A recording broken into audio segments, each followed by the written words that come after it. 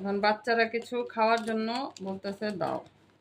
এখন নুডলস ছাড়া তো আর কিছুই দেখছি না। নুডলসের প্যাকেটটা কেটে নিচ্ছি।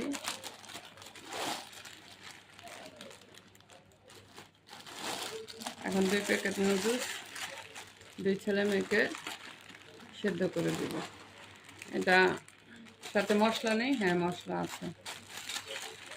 এখন নুডলসগুলোই সিদ্ধ করে দিচ্ছে। এখন রাতের বাজে 10:30। এখন নুডলস খাবে।